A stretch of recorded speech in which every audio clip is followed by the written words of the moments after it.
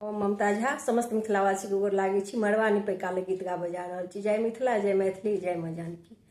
मड़वा निपाई पहिने दिया चुकाई, यो बड़ुआ के पापा।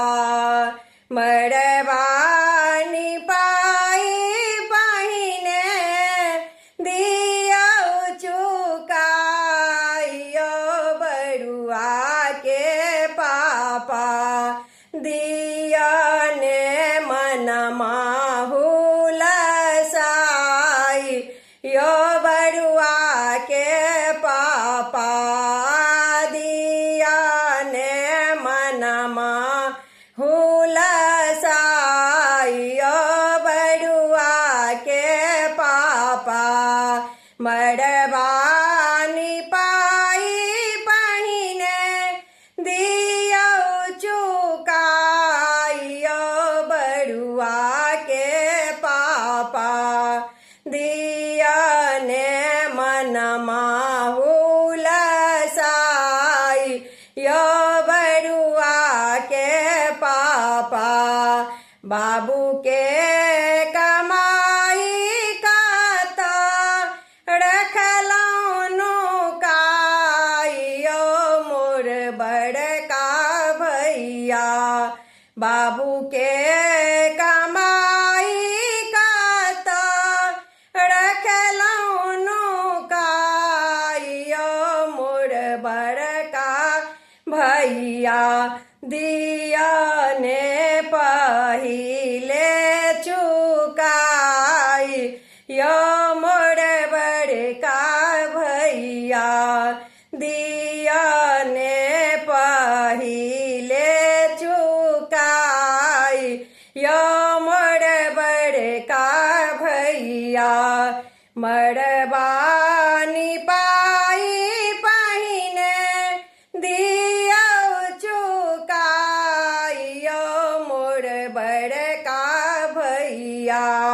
दिया ने मनमा हुलसाई, यो मोर बड़का भैया।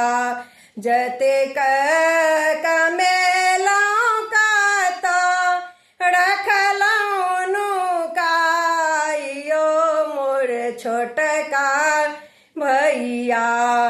जतेक कमेलौं काता रखलौं नुकाई, यो मोर छोटका भैया।